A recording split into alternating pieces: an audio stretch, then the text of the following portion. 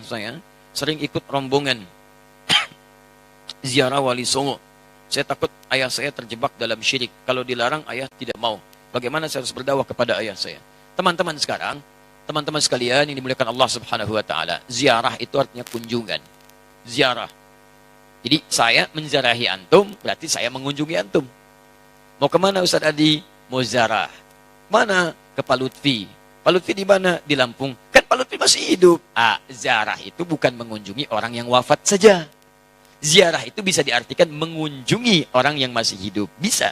Jadi ziarah artinya kunjungan. Kunjungan. Baik ya? Nah sekarang, bolehkah kita mengunjungi orang yang sudah wafat? Boleh. Apa yang dikunjunginya? Kuburnya. Makanya ada istilah ziarah kubur. Mengunjungi orang yang wafat dalam kuburnya. Apa yang dilakukan? Mendoakan mereka. Jadi Nabi bahkan mengatakan, silakan. Lihat-lihat. Kuntu nahaitukum an ziyaratil kuburi fal'ana fazuruha. Itu dalilnya. Dulu saya pernah larang Anda untuk ziarah kubur. Dulu. Dulu itu saat iman lemah. Ada kebiasaan di jahiliyah. Kalau ada orang meninggal, itu mereka meratap-ratap. Ratap-ratap. Untuk menunjukkan bahwa orang ini orang baik. Diratap. Ada yang rubuk-rubuk rambut. Ada yang mukul-mukul begini. Bahkan nanti gini. Saking populernya kesan itu dianggap orang baik. Sampai ada jasa penyewaan orang nangis. Jasa nyewa orang nangis. Jadi kalau ada dikenal orang buruk misalnya, disewa nih, berapa orang? Rombongan, untuk nangis saja. Nangis, terus meratap-ratap. Ada itu, zaman jahiliyah. Jadi begitu ada kebiasaan seperti itu, jadilah kultur di masyarakat. Biasanya, budaya itu muncul karena biasa. Biasa itu dari kebiasaan. Kebiasaan begitu jadi tradisi nantinya. Maka ketika ada tradisi itu kuat di masyarakat, iman mulai lemah. Di awal-awal, iman masih lemah maksud saya. Karena masih lemah, belum ada penguatan tauhid yang kuat, muncul kebiasaan itu, maka dilarang oleh Nabi sallallahu alaihi wasallam untuk sementara waktu ziarah kubur. Larangan datang. Kenapa dilarang? Bukan gak boleh ziarah. Bukan gak boleh ziarah. Larangannya karena dikhawatirkan ketika ada yang meninggal, tradisi tadi lebih kuat daripada awal-awal keislaman, muncullah seperti itu. Sehingga maaf, iman yang seharusnya muncul, teman-teman sekalian, itu terhenti, terbatasi oleh nilai-nilai tradisi yang tadi. Maka setelah imannya kuat, paham bisa membedakan, mana doa, mana diskusi, mana ceramah, mana ngobrol, ya kan? Mana kemudian teman-teman sekalian bisa mendoakan dengan baik, mana yang bisa meningkatkan iman, mana yang bisa mengurangi iman. Dari situlah kemudian, ini yang paling menarik, muncullah sabda Nabi, kuntu nahaitukum an ziyaratil kuburi. Dulu, saya larang kalian ziarah kubur, karena dikhawatirkan kalian meratap, minta-minta pada yang tidak baik. Fal'ana fazuruha, sekarang ziarahi. Di ziarah kubur itu hukumnya boleh. Sekarang antum katakan, saya ingin ziarah Wali Songo. Boleh. Apa yang dilakukan saat ziarah itu? Turunkan lagi hadis-hadis Nabinya. Doakan mereka. Apa doanya? Salam dulu. Assalamualaikum ya ahlad diyar. Minal mu'minina wal mu'minat. Wal muslimina wal muslimat. Wa nahnu insya'allahu bikumul lahiqun. Ziarah. Bahkan antum kepada Nabi. Ke Madinah. Ziarah. Begitu setelah selesai sholat Raudhah. Antum lewat Babu Salam. Lewat itu kan ziarah. Assalamualaikum ya Rasulullah. Assalamualaikum ya Abu Bakrin. Assalamualaikum ya Umar radhiyallahu taala anhuma. Antum ke Baqi ziarah. Assalamualaikum ya ashaban Nabi sallallahu alaihi wasallam. Assalamualaikum ya ahlad diyar. Minal mu'minina wal mu'minat wal muslimina wal muslimat wa nahnu insyaallahu bikumul lahiqun.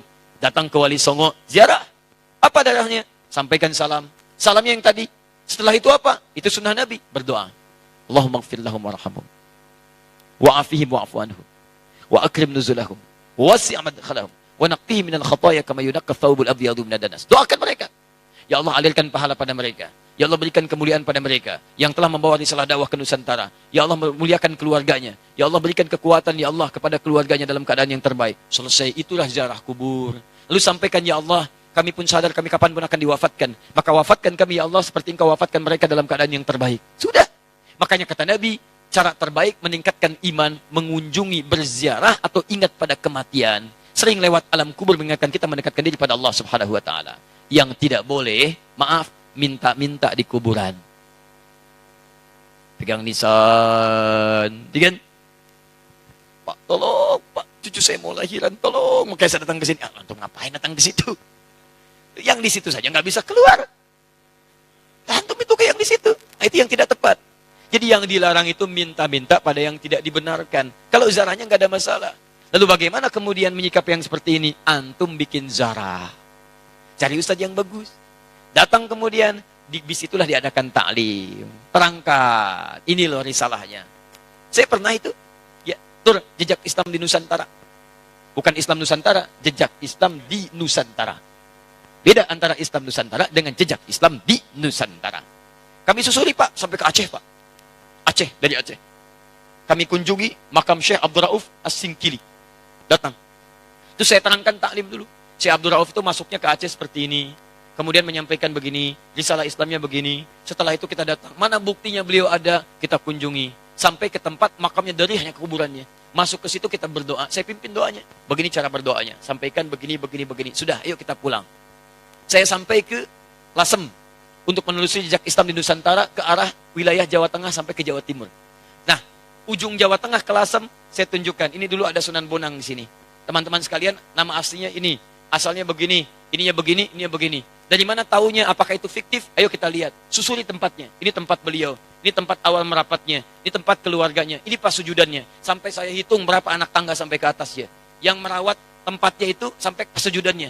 Yang merawatnya namanya Pak Abdul Halim. Begitu antum naik sampai ke atas, sebelah kiri. Di situ antum temukan nanti yang pegang kuncinya Pak Abdul Halim. Ketika bertemu dengan beliau, indah sekali. Pak, ini bukan makam ya. Bukan makam. Makamnya itu bukan yang di sini. Ini cuma pas sujudannya. Pas sujudan itu tempat beliau kemudian memetakan wilayah. Berdoa kepada Allah. Minta diberikan kekuatan. Bersujud di situ. Sholat menghadap ke arah kiblat. Seperti Nabi naik ke Gua Hira. Lalu memohon kepada Allah beri petunjuk. Setelah itu berdakwah di lingkungan sekitaran. Makamnya bukan di sini Pak. Tapi yang di bawah. Disamarkan makamnya supaya tidak ada yang mengkultuskannya. Indah keterangannya. Saya ajak jamaah untuk mendengarkan itu semua. Tuh, kan? Sering tertipu kita. Makanya ditutup tuh pas sujudannya juga supaya tidak ada yang mengkultuskan itu. Cuman lihat ke situ, baik, terangkan. Kalau sudah seperti itu enak taklim kitanya. Di sejarahnya paham, ada tokohnya, ada bekasnya, kemudian kita mendoakan, setelah itu kita pulang. Selesai. Jadi kita itu tidak harus saling mencolok, gak ada wali songo, begini. Alah, antum ini kenapa sih? Sebelum bilang gak ada, lihat dulu. Lihat, pahami, baca kisahnya, pelajari, ambil inspirasinya. Kalau ada yang meninggalnya, doakan seperti antum datang ke makam Uhud. Datang ke situ, antum doakan, cerita di situ, selesai. Seperti antum datang ke makam Nabi, berdoa di situ, bahas sekitarannya, pulang, selesai. Itulah teman-teman sekalian. Jadi kita ambil cara yang hikmah. Jelas ya? Nah, jadi kita pun tidak harus menyakiti orang lain, tapi meluruskan dengan cara-cara yang terbaik. Hikmah. Ya. Karena masjidnya al-hikmah, selalu ini yang muncul. Allah Ta'ala alam bisawab.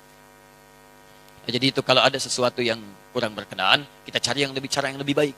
Cara lebih baik. Ini sudah kebiasaan, zarah berangkat gini. Kita ketahui ada sesuatu yang kurang baik di dalamnya. Antum bikin zarah yang lain. Cari ustadz yang bagus. Di situ terangkan sejarahnya macam-macamnya, kunjungi, terus cari tempat-tempat yang terbaik. Kalau sudah paham seperti itu, pelan-pelan nanti akan terbuka hatinya. Allah Ta'ala a'lam bissawab.